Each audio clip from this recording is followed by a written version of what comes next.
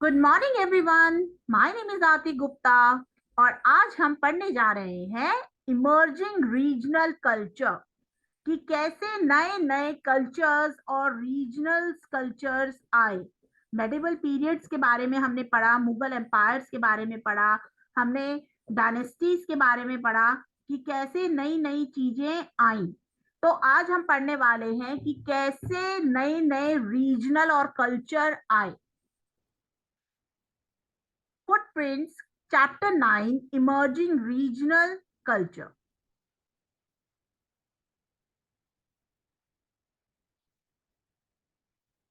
Amir Khusrau wrote the Kalibadi, a dictionary in verse containing 2000 couplets in Hindavi, explaining the meaning of Hindi, Persian and Arabic words. तो यहाँ पर जो अमीर खुसरो थे, उन्होंने क्या करा था?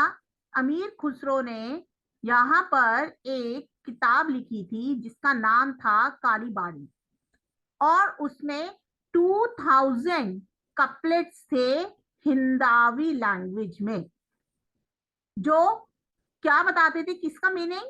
हिंदी का, पर्शियन का और अरेबिक वर्ड्स का। Hindavi is not known as Hindi. Hindavi को हम हिंदी ही कहते हैं।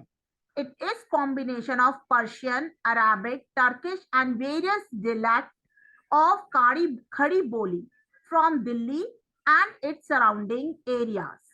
तो हिंदावी हमारा हिंदी ही बोला जाता है और ये कॉम्बिनेशन कौन कौन सी लैंग्वेज का था? पर्शियन का, अरेबिक का, टर्किश का और बहुत सारी जो रीजनल लैंग्वेज जो खड़ी बोली होती है उसका, जो दिल्ली में बोली जाती थी और दिल्ली के आसपास के इलाकों में।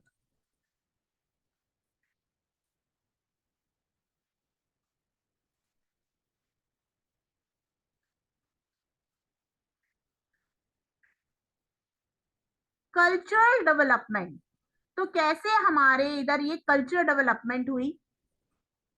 डेवलपमेंट ऑफ लैंग्वेजेस हुई, अलग अलग लैंग्वेज की डेवलपमेंट हुई, म्यूजिक की डेवलपमेंट हुई, डांस, अलग अलग फॉर्म के डांस आए और पेंटिंग की भी डेवलपमेंट हुई, अलग अलग तरह की पेंटिंग्स डेवलप हुई। डेवलपमेंट ऑफ लैंग्वेजेस, कौन कौन सी अब लैंग्वेज डेवलप हुई?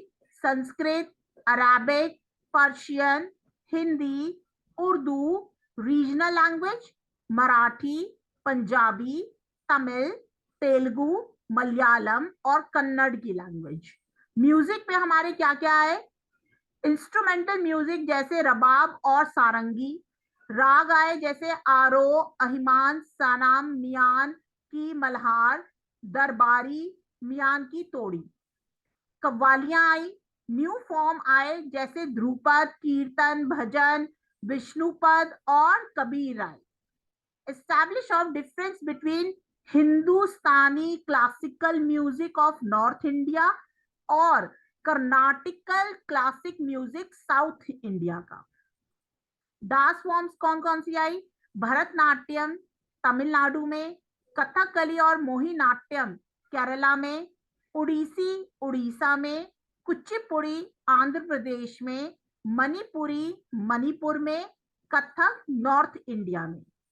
पेंटिंग में मुगल स्कूल ऑफ पेंटिंग था, पहाड़ी मिनिएचर पेंटिंग हिमाचल प्रदेश की, कांगड़ा स्कूल ऑफ पेंटिंग और डेक्कन स्टाइल पेंटिंग के, ये सारे इमर्ज हुए हमारे।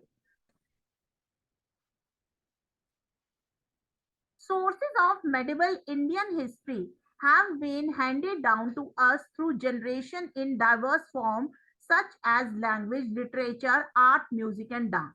जो सोर्सेस था मेडिवल हिस्ट्री का वो हमें हैंड ओवर किया गया as a generation in diversification, जैसे लैंग्वेज का, लिटरेचर का, आर्ट का, म्यूजिक का और डांस का। Miniature painting, religious literature, musical instrument and composition and devotional songs. Each of these add to our knowledge about the history of period. तो जो miniature painting थी, रिलीजियस लिटरेचर्स थे, musical instruments थे और जो कंपोजिशन थे devotional song के, उन्होंने हमारी नॉलेज को बढ़ाया हिस्ट्री की, जैसे जैसे पीरियड आगे बढ़ता गया. The development of language. A striking feature of medieval period in India was the development of several regional languages. Meanwhile, Sanskrit and Persian continued to be the languages of the upper classes and in the court. तो जो striking feature था medieval period का India में, वो क्या था? Several regional language की development होना उस समय. जैसे मीनवाइल संस्कृत और जो पर्शियन थी वो कहाँ यूज की जाती थी? अपर क्लास लोगों में या कोर्ट में, राजा के दरबार में. लैंग्वेजेस ऑफ कोर्ट, तो हमने बताया संस्कृत और पर्शियन आपकी कहाँ यूज की जाती थी? कोर्ट में. Sanskrit, Kalhana Rajatrangini, written in 12th century, was a string of biographies of the kings of Kashmir and was the first royal chronicle in Sanskrit. तो जो रजत रांगिनी थी वो किसने लिखी थी? आपकी रजत रांगिनी कालहाना ने लिखी थी, जो बायोग्राफी थी किसकी? कश्मीर के राजाओं की. और फर्स्ट रॉयल क्रॉनिकल थी जो कौन सी लैंग्वेज में लिखी गई थी? Sanskrit. A large number of dharma shastra और digest on Hindu law and customs were written in Sanskrit. तो बहुत सारे धर्म शास्त्र या हिंदू लॉ और उनके कस्टम भी कौन सी लैंग्वेज में लिखे गए थे? Sanskrit. Considered as one of the finest work of the Sanskrit language, Jayadev Gita Govinda was composed in 12th century and describes the relationship between Lord Krishna and Radha. तो Gita Govinda 12th century में बनाई गई थी जयदेव ने संस्कृत लैंग्वेज में, जिसमें राधा और कृष्ण जी के रिलेशनशिप के बारे में बताया था. Arabic and Persian. The Arabic language of the prophet was not widely used in medieval India. जो अरेबिक लैंग्वेज थी वो मेडिवल इंडिया में ज्यादा यूज में नहीं थी. It was confined to the rulers of Delhi Sultanate and a small group of Islamic scholars and philosophers. जो आपकी ये लैंग्वेज थी अरेबिक, वो कुछ दिल्ली सल्तनत के रूलर्स बोलते थे या लिखते थे, या स्मॉल इस्लामिक स्कॉलर्स और जो फिलोसफर थे वो इस लैंग्वेज का यूज करते थे. It was the language for digest on Islamic law like the Fatawa i Alamgiri, a digest of law written by a group of jurist during the reign of Aurangzeb. Aurangzeb के time, क्योंकि औरंगजेब को आलमगिर कहा जाता था, तो उसके ऊपर ये बुक लिखी गई. Islamic law. Persian become the language of the Islamic court administration and the upper classes. जो पर्शियन थी वो इस्लामिक कोर्ट एडमिनिस्ट्रेशन और अपर क्लास की लैंग्वेज बन गई थी. It was introduced by Turks in India and was the preferred language of many great composer and writer. तो जो आपकी पर्शियन लैंग्वेज थी उसको इंट्रोड्यूस किसने करा था? तुर्क्स लोगों ने भारत में, और ये प्रेफर्ड लैंग्वेज बन गई थी कंपोजर्स और राइटर्स की. Biography, autobiography, court chronicles and histories were also written throughout the Mughal period in the Persian and Turkish. तो जो बायोग्राफी थी, ऑटोबायोग्राफी थी, कोर्ट के क्रॉनिकल्स थे और जो हिस्ट्रीज थी वो मुगल पीरियड में पर्शियन और तुर्किश लैंग्वेज में ही लिखी गई. Translation of classical Sanskrit works in Persian was undertaken during this period. The Ramayana and the Mahabharata were also translated into Persian during the 15th century. जो translation था classical Sanskrit words का, उसको भी Persian language में किया गया, और जो रामायण और महाभारत थी उनको भी पर्शियन लैंग्वेज में ट्रांसलेट किया गया 15th सेंचुरी में. Hindi. The development of Hindi, one of the popular language during this period, may be tracked back to 7th to 10th century when poet composed works in the praise of the valor and courage of Rajput kings in the Rajasthani version of Hindi. For instance, चांद बरदई, पृथ्वीराज रासो. तो development Hindi का कैसे हुआ? जब हिंदी को एक बहुत popular language के रूप में अपनाया गया और ट्रेस किया गया कि 7th से 10th सेंचुरी में जब पोएट लोग राजा या राजपूत किंगडम्स के बारे में बताते थे, तो राजस्थानी वर्जन जो हिंदी का है वो है, किसने लिखा था? चांद बरदई पृथ्वीराज रासो ने. Various form of Hindi such as Braj Bhasha and खड़ी बोली began to be used in literary composition including devotional song of Bhakti Sen. तो बहुत सारे हिंदी की फॉर्म जैसे ब्रज भाषा और खड़ी बोली को यूज किया जाने लगा डिवोशनल और भक्ति के सॉन्ग में सेंट्स के द्वारा. Bhojpuri and Awadhi were two other main forms of Hindi. तो भोजपुरी भाषा और अवधी भाषा भी दो मेन फॉर्म थे हिंदी के. The great Sufi mist Malik Muhammad Jasi wrote Padmavat in Avdi. तो जो सूफी संत थे उन्होंने मलिक मोहम्मद जासी, उन्होंने पद्मावत कौन सी भाषा में लिखा था प्यारे बच्चों? अवधी भाषा में. अब आई उर्दू भाषा के बारे में. In course of time a new language Urdu meaning camp in Turkish evolved in the army camps due to the mixing of Persian and religious language. तो जो उर्दू का मतलब है वैसे कैंप टर्किश भाषा में, और इसमें क्या इवॉल्व था? आर्मी के कैंप्स. क्यों? क्योंकि मिक्स हो गई थी आपकी पर्शियन और regional language. Urdu gradually developed as a language which was spoken and understood by all. और धीरे धीरे उर्दू की लैंग्वेज डेवलप हो गई और ये सब बोलने लग गए और सब लोग समझने लग गए. अमीर Khusro is remembered in the history as a prolific poet who composed several songs, playful riddles and poems. Read the Hindavi riddle reproduced below and figure out the correct answer. नर नारी कहलाती है और बिन वर्षा जल जाती है. पुरख से आवई पुरख में जाए, ना दिन किसी ना बोझ बताए. Is known by the both masculine and feminine name and lightens up without rain. Originate from a man and goes into a man, but no one has able to guess what it is. That is river. अब आई regional language. हमने अभी तक ये पढ़ी कि आपकी ये court upper classes में लैंग्वेज यूज होती थी. अब है रीजनल लैंग्वेज जो हमारे रीजनल्स में यूज होती थी, रीजन्स में यूज होती थी. जैसे Marathi. The Yadava dynasty of Devagiri adopted Marathi as the court language and extended royal patronage to Marathi scholars.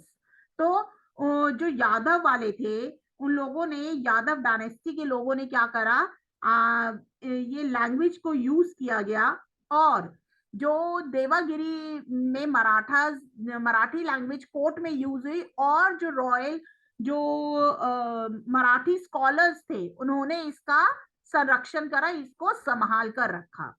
Poet saints like saint Tukaram and Ramdas enrich the language by concentrating on Marathi composition.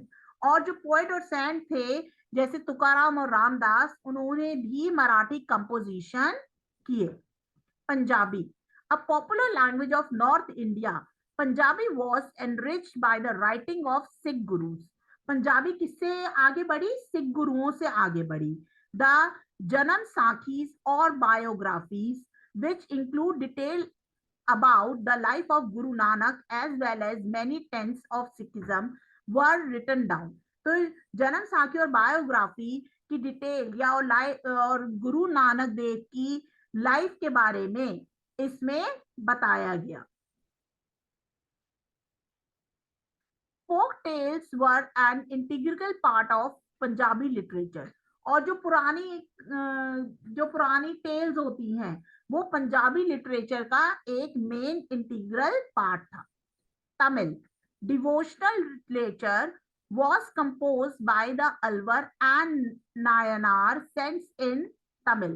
जब तमिल का शासन था, गोल्डन पीरियड था तमिल का, तब ये तमिल लैंग्वेज को डिवोशनल लिटरेचर में कंपोज किया गया अलवर और नायनार से. The Cholas were great patrons of Tamil language and patronized poets such as Kamban who translate Ramayana into Tamil.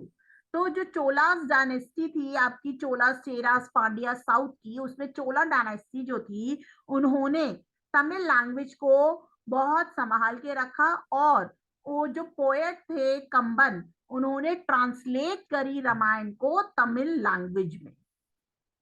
Telugu literature in the Telugu language flourished under the Vijayanagara dynasty. Krishnadev Raya, one of the most famous ruler of the dynasty, was gifted writer. तो जो कृष्णदेव राय थे वो भी एक बहुत अच्छे writer थे, वो लिखते थे. The 8 great poets as Ashtadiggajs lived at his court. और जो बहुत अच्छे 8 सबसे अच्छे पोएट थे वो उनके दरबार में थे. The most famous among them being Alasani Pedana and Nandi Timana. तो उनमें से 2 फेमस पोएट कौन से थे? अलासानी पेदाना और Nandi तिमाना. The renowned jester and scholar Tenali Rama also resided at his court. तो जो तेनाली रामा है वो भी कृष्णदेव राय के कोर्ट में थे. Malayalam. This language was introduced and used in inscriptions by the Chera dynasty.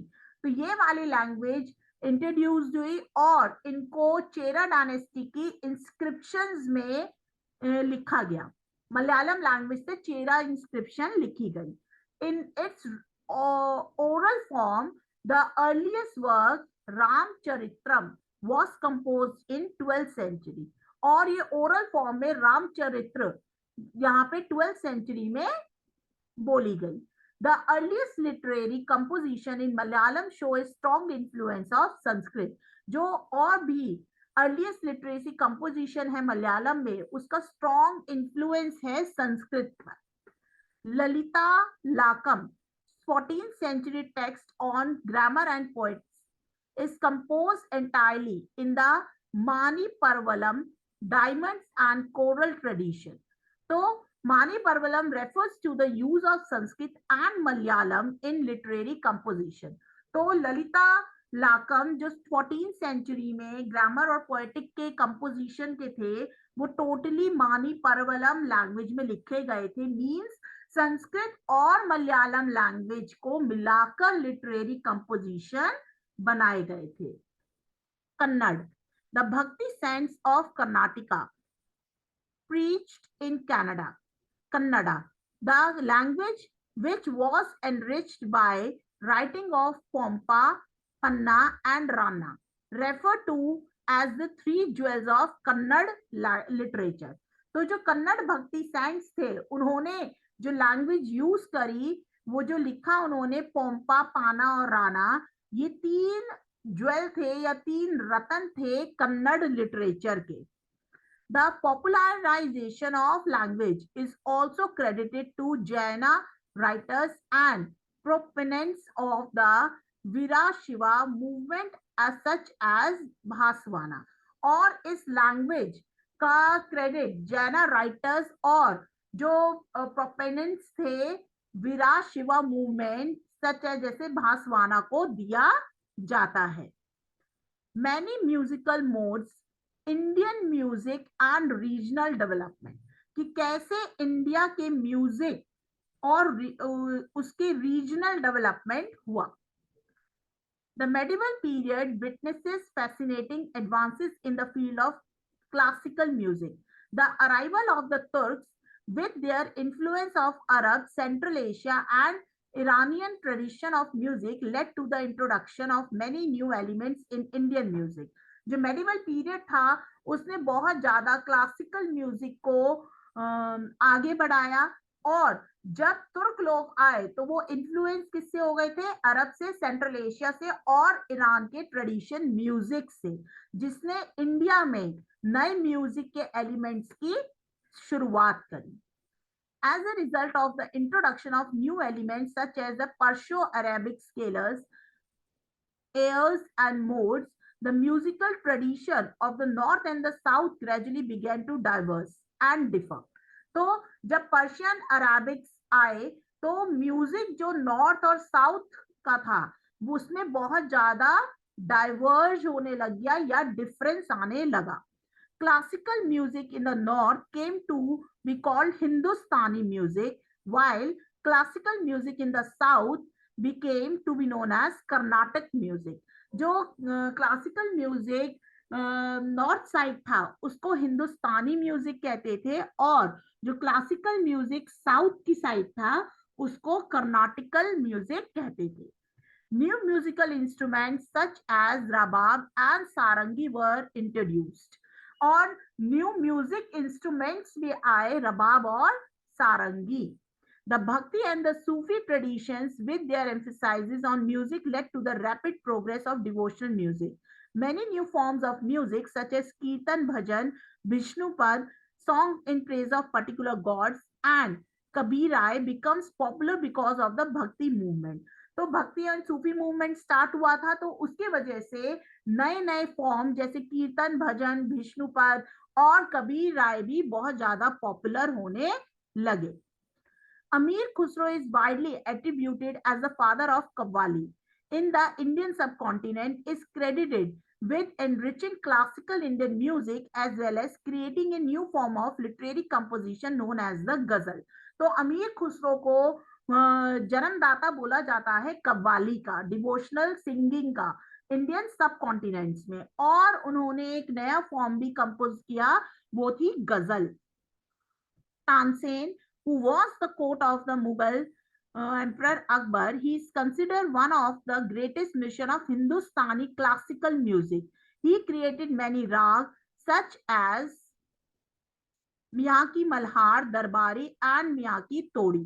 तो जो आपके तानसेन थे जो अकबर के दरबार में थे, उन्होंने हिंदुस्तानी क्लासिकल म्यूजिक को एक अलग चरम सीमा पे पहुंचा दिया। उन्होंने बहुत सारे राग भी बनाए जैसे मियाँ की तोड़ी, आपका मल्हार, दरबारी और भी बहुत सारे।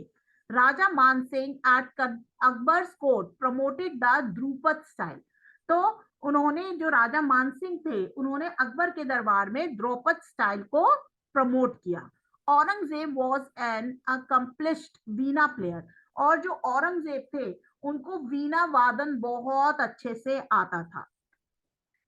Dance During the medieval period, different regions of India came to be associated with a particular classical dance form. Some dance forms, such as Kathak, were also popular all over North India. तो medieval period में इस region में India में अलग अलग classical dance form भी आए। उसमें से जो popular dance form north India का था वो था कथक। कथक वर also popular all over north India. Most classical dance were in some way or the other connected to performance in the temples or court. तो जो डांस थे वो जनरली परफॉर्म कहाँ किए जाते थे? या तो टेम्पल में या राजाओं के दरबार में। All Indian classical dance forms depend almost entirely on Hindu mythological and legend of their content. तो ये सारे डांस फॉर्म किसके ऊपर बेस्ड होते थे? हिंदू माइथोलॉजी में या उनके लेजेंड्स में। These forms of dance were a medium of expressions of emotions, of narrating a story or a drama. तो ये डांस किस चीज के मीडियम थे? अपने इमोशंस को एक्सप्रेस करने में या नरेट करने में, कोई स्टोरी या कोई ड्रामा के बारे में बताने में। Although these dance could be performed solo or in a group, the former was usually preferred. तो ये डांस फॉर्म कैसे होते थे? या तो कोई अकेला करता था या सारे एक ग्रुप में मिलकर करते थे। Bharatanatyam, it is the oldest dance form of India. Bharat की सबसे पुरानी dance form Bharatanatyam. It evolved in South India, especially Tamil Nadu, and was primarily associated with temples. तो ये कहाँ पे इवॉल्व है? साउथ इंडिया, तमिलनाडु में, और ये एसोसिएटेड किससे है? टेम्पल से. The dance was handed down by the devadasis और टेम्पल डांसर्स थ्रू जनरेशन. और ये डांस किसके थ्रू होता था? देवदासियों के थ्रू, जो टेम्पल के परिसर में डांस करती थी, और ये generation to generation pass on हुआ. The Chola rulers patronize this dance form. और जो चोलास के रूलर्स थे, उन्होंने इस डांस फॉर्म को बचा के रखा. Kathak. It is a predominant dance of northern India, which derive its name from the word Kathak, story. तो ये कथा, कथा बोलते हैं हम स्टोरी को. तो ये वर्ड कहाँ से आया? नॉर्थ इंडिया में स्टोरी से. The dance form originated from the devotional recitation of stories of God and goddess by storytellers और कथाकार. तो ये डांस फॉर्म किससे ओरिजिनेट हुआ? कि स्टोरीज भगवान की या आपकी माताओं की, जो कौन बोलता था? कथाकार, जो कहानियां बताता था. Kathak became popular in Mughal court. The influence of the Mughal is evident in the costume designs for the performance. और कथक कहाँ पे सबसे ज्यादा मशहूर हो गया? मुगल कोर्ट में. The two schools of Kathak known as घराना are centered at Jaipur and Lucknow.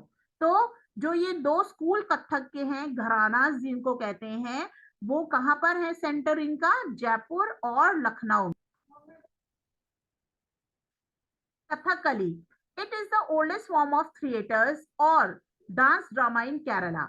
These themes were drawn from the Ramayana and Mahabharata. A striking feature of this classical dance form was the use of elaborate makeup and color costume. तो ये oldest form है theatres या dance drama की, केरला की.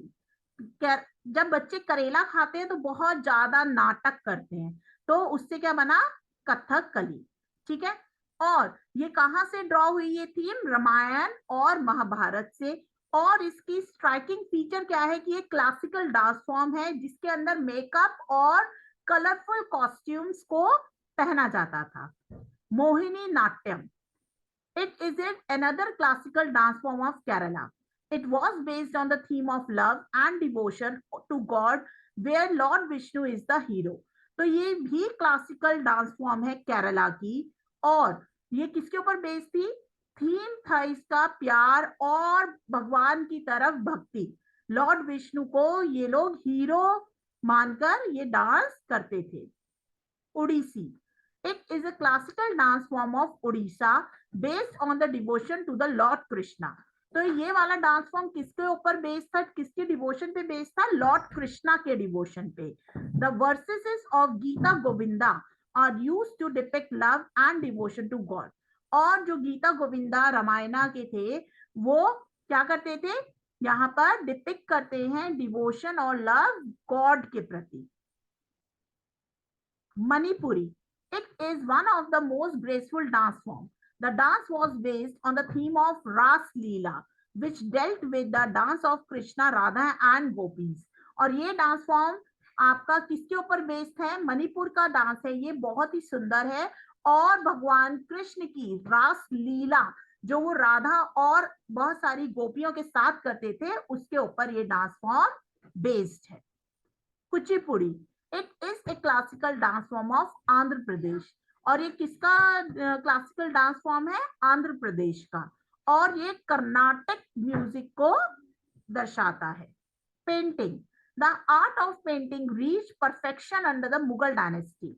और Mughal period में जो paintings थी वो बहुत ज्यादा एप्रिशिएट की जाती थी और वो चरम सीमा पर पहुंच गई मुगल डायनेस्टी के time. Painting. Mughal school of painting. The Mughal school of painting adopted a style that was synthesizes of Indian Central Asia and Persian tradition. तो ये किसका synthesize था? वो Central Asia का, Persian tradition का और Indians का. Hunting scenes, crossing of a river, seizing a fortress and scenes from the royal court were common theme. और ये इसमें पेंटिंग में क्या क्या बनाई जाती थी? हंटिंग सीन, रिवर को क्रॉस करना, सीज करना, सीन रॉयल कोर्ट्स के। Miniature painting as a distinct form of art was also introduced by the Mughals. जो miniature painting है वो मुगल डायनेस्टीज के लोगों ने ही इंट्रोड्यूस की थी।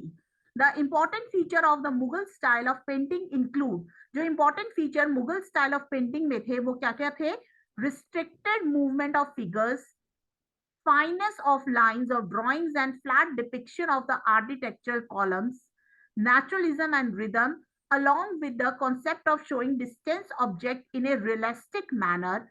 The flat effect of the Persian style replaced with the three-dimensional effect of the Indian style. तो इसमें restricted movement थी, figures की, fine line drawings थी, architectural columns के depictions थे, natural rhythm concept थे और फ्लैट पर्शियन स्टाइल भी थे, थ्री डायमेंशनल मोड पर। The Razmnama, the Persian translation of the Mahabharata, the Akbarnama and the Hamzanama contain important illustration of this period. तो ये पेंटिंग है हमजानामा की, जहां पर आप देख रहे हैं कि यहाँ पर शिकार हो रहा है, यहाँ पर एक दासी राजा को कुछ दे रही है, यहाँ पे इबादत हो रही है। Regional school of painting. Aurangzeb lacks of interest in painting forced painters to seek patronage in other region of the country, which led to the growth and development of the regional style of the painting. Aurangzeb को कुछ ज्यादा शौक नहीं था paintings में, तो इसलिए जो पेंटर्स थे उन्होंने अपनी पेंटिंग को संरक्षण करने के लिए अलग अलग कंट्री के रीजन में इसकी ग्रोथ और डेवलपमेंट की। Mughal art style influenced the regional art school of Deccan, the Himalayan foothills, and Rajputana, but they managed to retain and develop their own distinct form of painting. तो Mughal art style ने किसको influence करा था? School of Deccan को, Himalaya foot को और राजपुताना को, लेकिन उन्होंने अपने स्टाइल में भी पेंटिंग्स को डेवलप किया। राजस्थान और Rajput art school were mostly concentrated around Mewar, Jodhpur, Bundi, Kota, Bikaner and Kishangarh. तो यहाँ पर बहुत सारे आर्ट स्कूल्स मिलेंगे जो कहाँ पर हैं? मेवाड़ में, जोधपुर में, बूंदी में, कोटा में, बीकानेर और किशनगढ़ में। These paintings represented court's religious and mythological scene, stories of Lord Krishna and Radha, hunting and nature scene, and episodes from the Hindu epics. तो ये वाली पेंटिंग्स किसको बताती थी? कोर्ट को, रीजनल या माइथोलॉजिकल सीन्स को, राधा और कृष्ण की रास लीला को, हंटिंग और नेचर के सीन को, और हिंदू एपिक्स में से कुछ एपिसोड्स को। These paintings were famous for the intensity of colors such as emerald green, deep blue and gold, as well as the variety of themes. तो ये पेंटिंग क्यों इतनी ज्यादा खूबसूरत दिखती थी? क्योंकि इनमें एमरल्ड ग्रीन कलर होते थे, डीप ब्लू और गोल्डन कलर होते थे, और बहुत सारी वेरियस थीम पर ये पेंटिंग बनाई जाती थी। During the late 17th and 18th century, the school of Pahari miniature painting emerged and flourished in the foothills of Himalayas in the modern state of Himachal Pradesh. जो हिमाचल प्रदेश में पहाड़ी painting बहुत ज्यादा मशहूर है, और ये कब आई थी? 17th और 18th सेंचुरी में।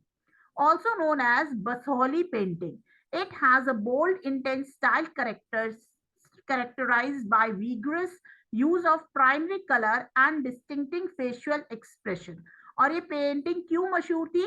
क्योंकि इसमें बहुत अच्छे अच्छे प्राइमरी कलर्स किए जाते थे, और इनमें जो करेक्टर्स बनाए जाते थे उनके फेशियल एक्सप्रेशन बहुत सुंदर होते थे।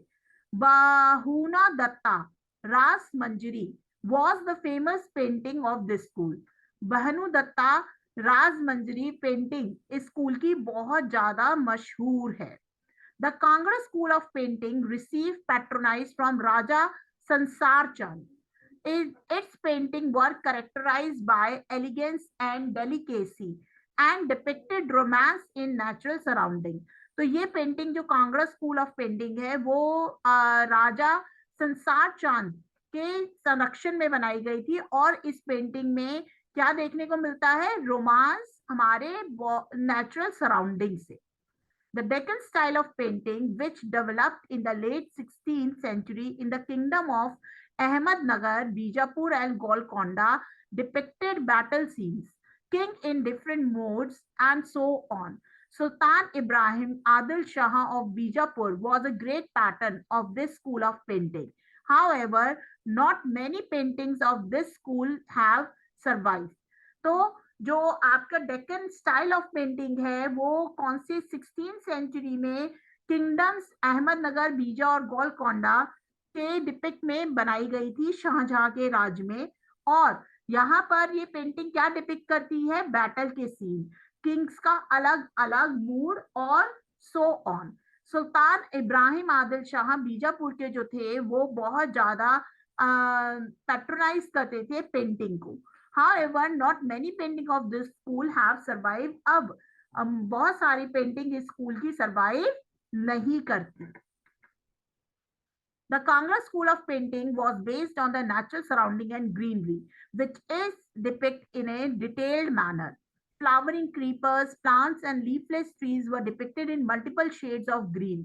The colors used were made of vegetables and mineral extract.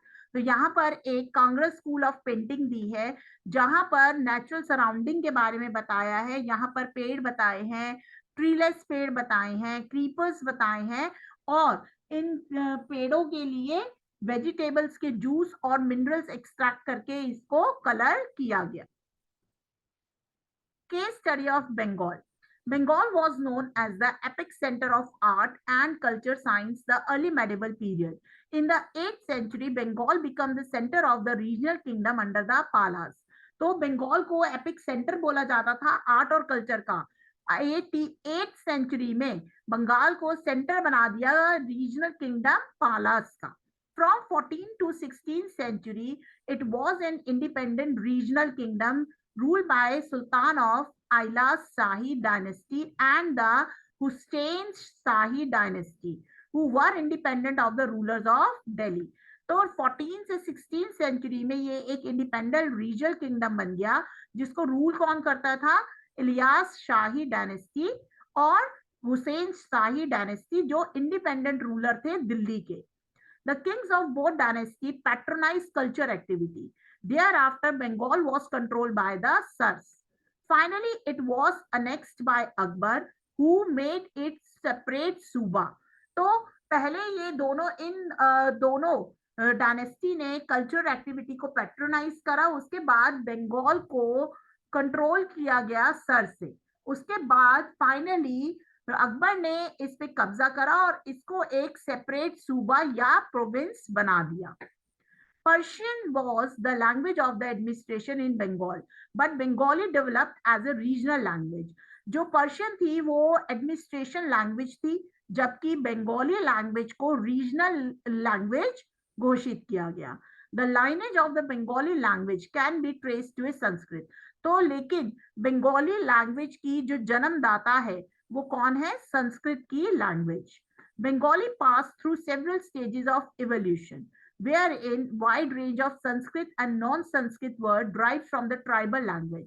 Persian and European language becomes a part of modern Bengali. तो बंगालीज को अपन बहुत सारी स्टेजेस से पास होना पड़ा और वाइड रेंज संस्कृत की और जो संस्कृत नहीं थे और जो ड्राइव्ड हुए थे ट्राइबल लैंग्वेज से, पर्शियन और यूरोपियन लैंग्वेज को मिलाकर आज मॉडर्न बंगाली लैंग्वेज है। Some of the earliest example of the text in Bengali, alphabet heavily influenced by Sanskrit, began to emerge during the Bhakti movement. और बहुत सारे टेक्स्ट जो बंगाली में थे वो इन्फ्लुएंस किससे थे? संस्कृत से। और वो कब इमर्ज होने लगे? भक्ति मूवमेंट के time. Several literary works were composed on the life and teaching of Chaitanya, such as the Krishna Das Kaviraj Chaitanya Charitamrita. These were written in the mixture of Sanskrit and Bengali. और जो ये compose थे सारे वो बंगाली और संस्कृत को मिलाकर लिखे गए थे। Chaitanya himself composed verses in Bengali, and many other Vaishnava teachers of Bengal perched in Bengali. तो चैतन्य ने भी बहुत सारे बंगाली लिटरेचर लिखे और जितने भी वैष्णव टीचर थे उन्होंने भी बंगालीज में लिखा. Sultan Alauddin Hussain Shah was a famous patron of Bengali literature. During his time, the Ramayana and the Mahabharata were translated into Bengali. और जो सुल्तान थे अलाउद्दीन हुसैन शाह वो बहुत ज्यादा बंगाली लिटरेचर को अहमियत देते थे और उनके टाइम रामायण और महाभारत को भी बंगाली भाषा में ट्रांसलेट किया गया. Muslim writers such as Daulat Qazi wrote poems such as Lord Chandra Rani, which was completed by Ahor. The latter also translated Malik Muhammad Jasi Padmavat. तो जो मुस्लिम राइटर डॉट काजी थे उन्होंने भी पोयम लिखी Lord Chandrani. Early Bengali literature can be divided into two category. अब जो early Bengali literature थे उनको दो कैटेगरी में डिवाइड किया गया था. The first include translation of Sanskrit epics and composition that form part of Bhakti literature. The second category comprising more popular or folk literature that includes songs about Queen Mainamati and her son Gopi Chandra, stories about the worship of Dharma, Thakur, Mangal Kavyas, folk tales and ballads. तो first translation Sanskrit epics और composition में हुआ जो भक्ति literature के थे और जो सेकंड कैटेगरी थी उसमें फोक लिटरेचर को इंक्लूड किया गया और सॉन्ग्स थे किसके ऊपर रानी मैनामती और उनके बेटे गोपी चंद्र के बारे में और कहानियां थी वर्शिप धर्म ठाकुर की, मंगल काव्य की, फोक टेल्स की और बलाड्स की. Folk modern and classical music were popular in Bengal. तो फोक मॉडर्न और क्लासिकल म्यूजिक बहुत ज्यादा पॉपुलर थे बंगाल में.